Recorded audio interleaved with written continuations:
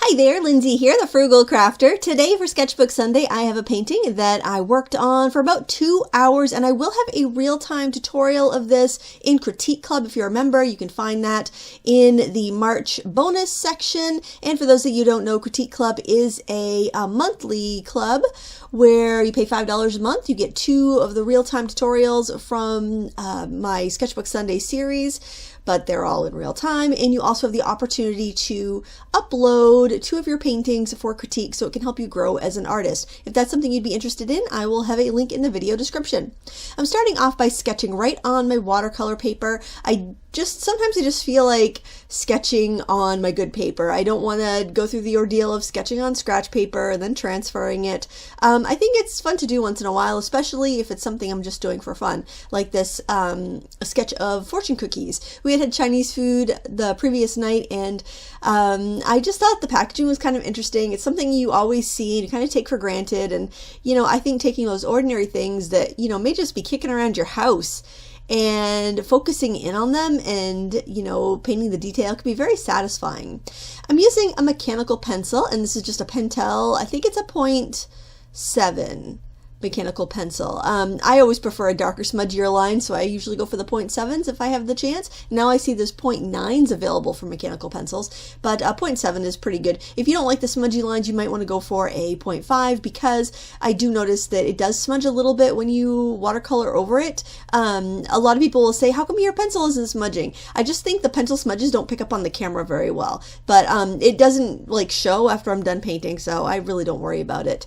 I really loved the design on the package. There's these kind of, the package is clear, but there are these stripes going through it, and I love how where the cellophane wraps around, you can see the stripes going back the other way, and it makes a little crisscross design. So I really wanted to make sure I got that in the sketch.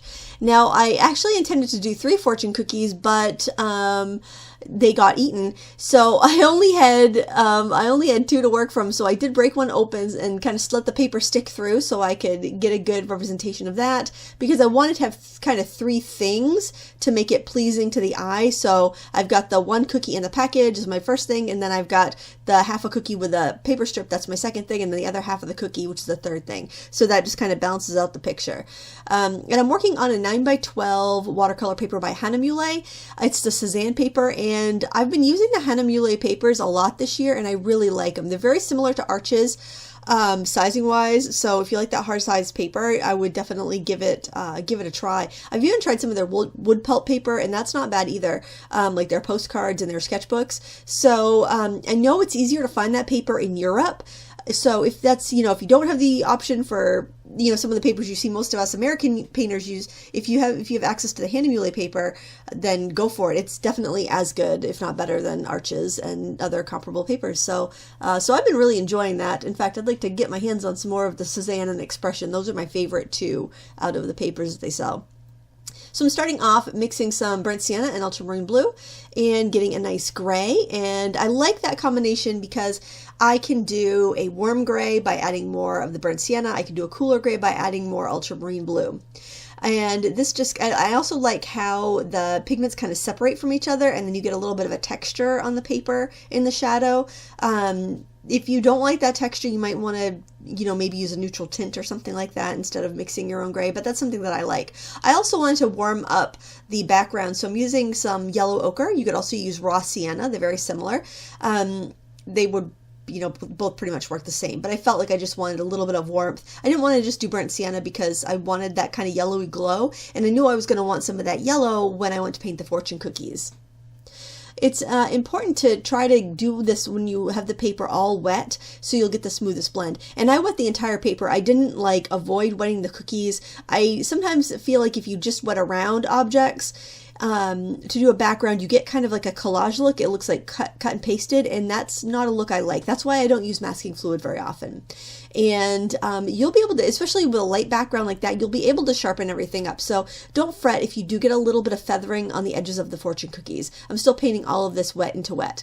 I am doing the loose fortune cookies on their own first, and the one in the bag second, because I figured I really would rather have it crisp around this wording.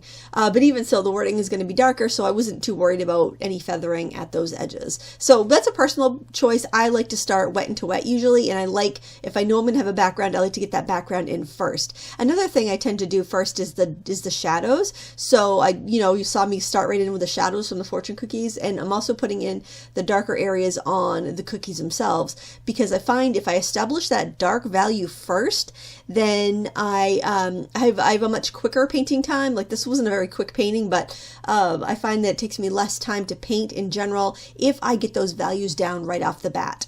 And the other benefit of putting your values in first, your darker values in first, is that if you mess up, well, you're messing up at the beginning and not at the end. You're not messing up putting your darkest shadows in as your very last step, which could be really frustrating and also very scary to do. So I have a motto, and it's, if you're going to fail, fail fast. So I'll kind of dive in with the riskiest part of my painting first. And if it doesn't go right, well, then it's only a sheet of paper. I can work on the back side, or I could just get a fresh one. So there's a little tip for you. And here you can see my background is dried, and I am able to make those edges nice and sharp. So when I was working this painting, I didn't rely on my heat tool. I don't think I used the heat tool at all. Maybe I did.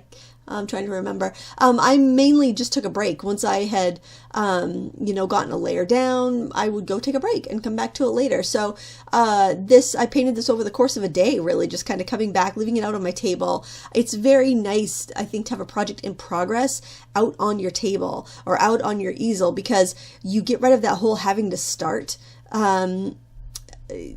challenge that, like, looking at that white piece of paper can be very intimidating. And in yesterday's video on YouTube, I talked about how to kind of get over cabin fever with your art, how to get more inspired, get your art mojo back. And part of that was, just making it easy to sit down and start something, and having a project in progress is one of those ways. You take away that friction. You take away that, oh, what am I going to do today? Well, I've got this painting already started. I can sit down and work on it. I love that. I love having a painting halfway done and being able just to sit down and work on it. So pay attention to the shadows when you're working. The shadow cast by that strip of paper made an interesting shape on the second fortune cookie, so I want to make sure I get that. And it also cast a shadow on the table, so I wanted to get that too. Now the lighting, this was sitting right on the table next to me on a white piece of paper. And the lighting that I have over my work table, I have 4 lights, and if you picture a table, it's about 24 inches by 36 inches. Picture lights right above that table at each of the corners, pointing towards the center.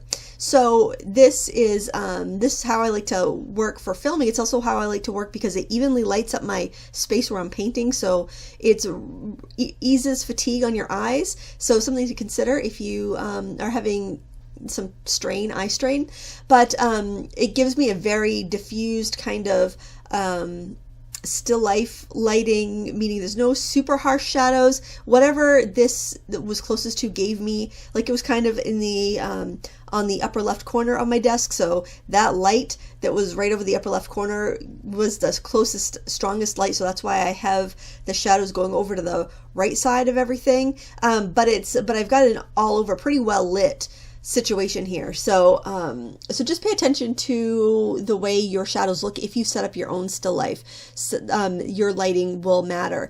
And if you're finding it difficult to work with a lighting situation like this on your still life, what you can do is if you have a little table or something where you can set your still life up and then put a lamp on it so you can get a more direct light, that might be easier if you're a beginner trying to see those shadows, especially if they're, something like this where they're so subtle. Having a stronger shadow would probably help you if you're a beginner. And as you can see, I've got shadows on all sides of everything because of my lighting situation, but it doesn't look wrong or discordant because I'm really paying attention to how it's lit. And this would kind of be like how fortune cookies would be lit if they were sitting in the middle of your restaurant table. If you're sitting down and the waiters just brought you fortune cookies at the end of a meal, you would have kind of that diffused all over lighting. So just pay attention to the lighting situation that you have. Or if you're working from a professional photograph, I often use sites like Pixabay and Unsplash for my reference photos. They usually are very well lit, and you can find some good examples there. But just kind of keep that in mind as you're working. Noticing shadows in your everyday life is going to help you. Now, painting the cellophane was so fun. I love painting transparent things, whether it's glass, cellophane, anything like that. I just like seeing clear things overlapping clear things. I like to see what the light does and what the shadow does and how it refracts and changes and distorts the objects underneath. So I did that again with my mixed gray. If I needed a cooler gray, more ultramarine. If I needed a warmer gray, more burnt sienna. And I just kind of built in glazes. Now a glaze is a transparent layer of color. That's all it is. And by building up these glazes, you get these rich rich colors, you get these rich shadows, you get these rich textures. Like my goal on the cellophane was to get that crinkly texture. So layering up hard-edged shadows gives you that bit of a crinkle. And if you are shadowing something that was softer, like the shadow on the fortune cookie, I don't have hard-edged shadows on the fortune cookie except for where they overlap at the openings, because I want that to feel more matte in texture, not shiny in texture like the cellophane wrapper is. So keep that in mind. Also keep in mind that where the object touches another object, that's where your shadow is going to be darkest. So if you look if you look next to the fortune cookies where you have that really dark shadow, it's just a sliver, that is where it's kind of touching the ground. Now this was so fun, painting the details on this packaging. Now I don't read Chinese, I don't speak Chinese, so I basically looked at the shapes and I kind of dabbed them in. But to tell you the truth, I have horrible penmanship, so when I have to do lettering on a project, I don't think of the letters as letters, I think of them as shapes, and I'm just copying the shape. So even with English, I do the same thing, because I feel like my penmanship has not improved since I was in 3rd grade when we learned cursive. Because I never really practiced it. It's just like most adults draw at the level of a 10-year-old, because kind of at age 10 is when kids start to think they can't draw, and then they just stop trying. But up until that age, they'll try to keep bettering their drawing skills. So that's why I see most adults can't draw past the level of a 10-year-old. And I feel like that's kind of how I am with my handwriting. Whenever I'm doing good handwriting or calligraphy or anything, I basically have to look at it written out, and I have to just draw the shapes instead of trying to make A, B, C, D, because my brain switches over to penmanship mode and it is a hot mess. Now my lettering here isn't great, but it's better than it's better than my normal, I'll tell you that. And basically I was just trying to keep it simple and get those block letters in. I think it's just kind of fun to look at our normal contemporary items in our life and see the art in them. I think that I don't know, that's the kind of artwork I'm drawn to when I'm like on Instagram and I'm looking at contemporary illustrators. That's the stuff I love to see. When I flip through an artist magazine, those are the paintings that immediately appeal to me, like the everyday, like a rusty pile of screwdrivers, or like just modern day stuff. I just find when an artist has taken something like that and made it big and made us pay attention to it, and then we can really see the beauty in these things that are around us all the time that we take for granted, I think that's a powerful thing. I think it's kind of magical. So don't discount anything you feel like painting because it's not good enough, or it's not artsy enough, or why should I probably shouldn't waste my time painting this because it's not important. If it's something that strikes your imagination, then it is important, and there's no rules. You should paint what you feel inspired to paint.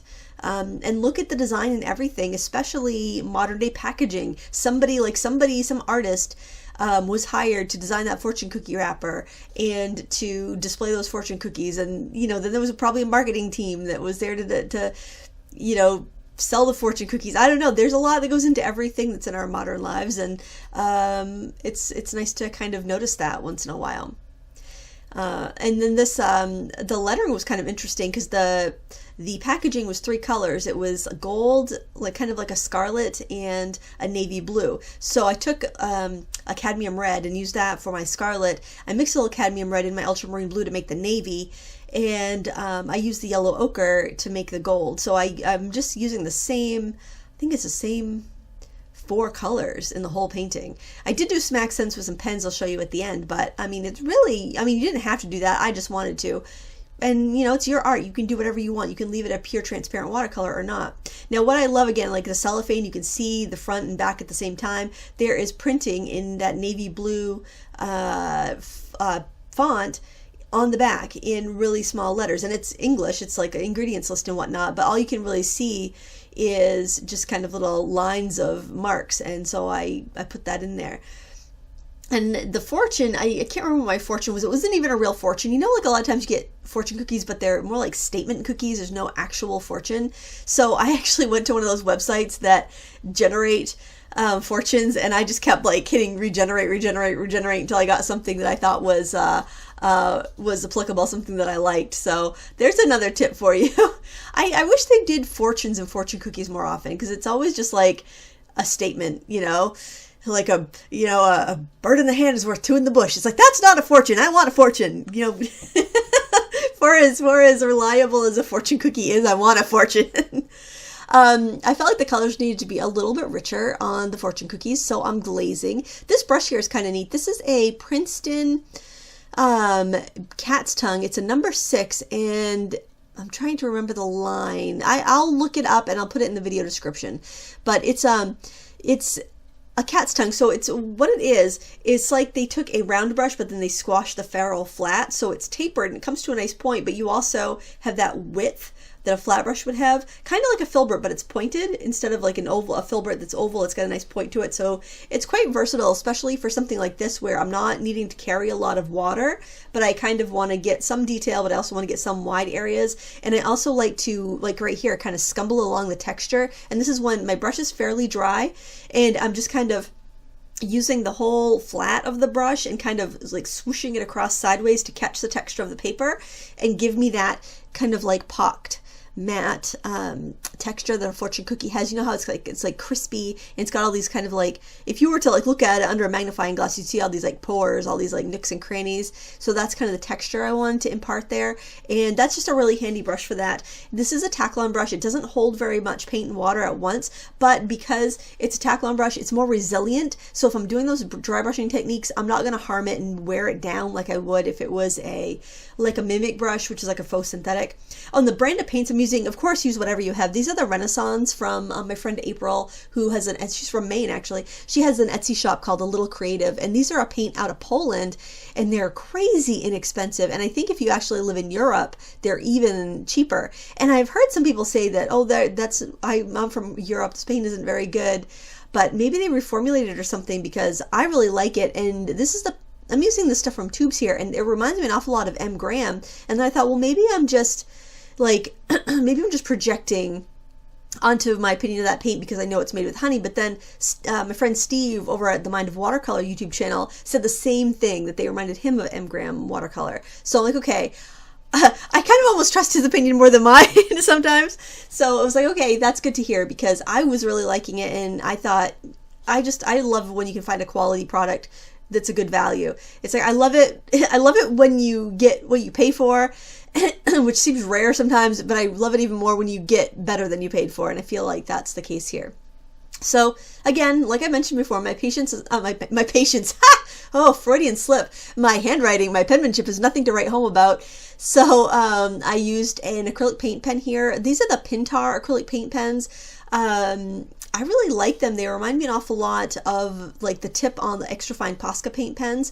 This company sponsored a video a couple months ago, and I got to know those pens, and they're really nice, and they're very inexpensive. They're a lot less expensive than other like the Ranger ones or the Posca ones. So something to consider if you need a large assortment of colors. I tend to use the white more than anything, like in the Posca pens, but you can buy those open stock. But if you just want a kind of an assortment of colors for those times where you might want to need to do some fine lining, but you want it to be like opaque, like an acrylic and not like a marker, and something that's a little bit more archival where, you know, a regular marker fine liner could fade, they're a good choice. So I'll link those down below. There's also a gold and silver, which is really handy because the printing on this cookie package is gold, and I thought, well, that's perfect.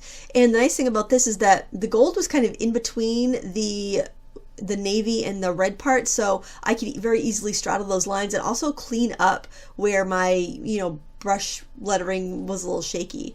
So it's kind of a nice little accent. Obviously you don't have to do that. You could just keep it with the yellow ochre. That was pretty too, but I do like just that little rim. I feel like it really gives it that authentic look. But that's just me. Now, another thing you can do to up your texture on the cookies and also boost the color a little bit is to use color pencil. I really like Prismacolors, but whatever you have is fine. I'm using the edge. I sharpened this goldenrod, I think it was, color pencil, and or maybe it's saffron, I can't remember. I'm using the edge of it and just kind of scumbling it so the texture of the paper will catch the pencil and give me even more of that texture to kind of enhance that pocked look that I'm going for with those. And I can also enhance my shadows a little bit with a pencil. And this is really great for refining because you can just kind of tweak your shadows a little bit. It's kind of like it's like Photoshop for your watercolor using colored pencils, because you won't even really notice that you've used pencil on there. Like, it's not really going to affect the sheen unless you use it really heavy. Like but you're probably not going to be burnishing on top of a watercolor paper. Plus the texture of the paper helps scatter the light so you don't get like the waxy shine that you would get on like a smoother paper if you were just doing a color pencil piece. So I think that's really it's really a really nice effect. So I would highly recommend giving it a try. You can also use it for boosting your highlights, like with the white, and you know, it's just a really nice trick to have if you're not concerned with your painting being a pure watercolor. Now, this is another trick. I think it looks like cellophane without doing this step, but I really wanted to get some bright highlights on the cellophane to really give it that crinkly look, and so I'm just using that white Pintar paint pen. And on my watercolor paper, it's very opaque. I had used it on some cardstock to test it out for some Christmas crafts I was doing, and I noticed on the cardstock, and I think it's because cardstock isn't as well sized, the pen was seeping in, and the white did not look very opaque, but because it was like a dark colored cardstock. But on the watercolor paper, I think because it's such a hard-sized paper, the pens stood out just fine. I'm doing a little stippling on the cookie again to get me that texture that I'm going for, just a little bit. And any place where I want like probably the brightest highlights. I wouldn't overdo it on the cookie though, because I think it could get a little out of hand. And you know, you just want to enhance, you don't want to detract. And I think what you're doing at this stage should be enhancements and not anything that could take away from all that work that you put into the painting so far. Now I'm going to scumble on a highlight using the white Prismacolor pencil, and I tend to save this for last because the white Prismacolor pencils are probably the waxiest and most opaque of the pencils. So whenever I put this down, I know that not much is going to stick on top, but it's also one of the more opaque pencils, and that's really great for getting really bright white highlights. So these aren't going to be quite as bright as the acrylic paint pen, but it's going to be that kind of like mid-level highlight, and it's useful. It's, you know, you've got this whole range of colors. You should take advantage of it. I think you have this whole range of values and opacities, and here I'm using a gray, a warm gray, and I'm just kind of tweaking those shadows, just making them a little bit crisper, a little bit more where I want them to be, a little bit more accurate, but it's again a very light effect. It's a very small tweak. So this is one of those situations where take a break when you're done your painting, let it sit maybe overnight, and then come back and look at it with fresh eyes and see, okay, do I want to add more, or am I good here? I felt that the colored pencil gave me a little too much texture in my my shadow. I wanted it smoother, so I'm just glazing over with some of my mixed gray and also adding a little bit more shadow that kind of got washed away in my initial wash. And that again is the ultramarine blue and burnt sienna, and there I think that really gives the cellophane kind of that solidity that it needed. Even though it's transparent, I needed that shadow to be a little bit more crisp, especially at the crimped edges where it casts a little bit more of a shadow. And basically just kind of enhancing any shadows that I feel need to be a little bit darker. These are the final steps where you just kind of tweak everything and make sure your values are right, your shadows are dark enough. Even going in with our darkest shadows at the beginning, there still will need to be darkening at the end. I think it's really difficult to go in dark enough at the beginning. And also looking for every little shadow there, like the fortune cookies, that printing is opaque, so those words are casting shadows on the cookie itself. So I'm going in there with that little cat's tongue brush I was telling you about and adding those shadows in, and it gives you that extra layer, that little extra bit of realism and transparency, and it all goes to improve your painting. So I encourage you to try something like this. Look around your home, find something that inspires you, even if it seems silly, even if you're like, well, who's gonna want to see a painting of this? It doesn't matter. If you want to paint it, paint it. Try to find the beauty in everyday objects. I think that you will really get something out of that. Oh, and don't forget, if you're doing cellophane like this, often the colors on the packaging will reflect onto your shadow, so I had to put those little crisscrosses in red in the shadow area because the light went through it and you could see it. And I'm signing my name in a paint pen to make it a little bit more legible. And there you have it. Please give me a thumbs up if you enjoyed this. If you'd like to see a real-time tutorial of this, please check out Critique Club. It's $5 a month. You get 2 long tutorials from my Sketchbook Sunday series, and you can upload 2 paintings for critique, so it can help you grow as an artist. Thanks for watching. Until next time, happy crafting.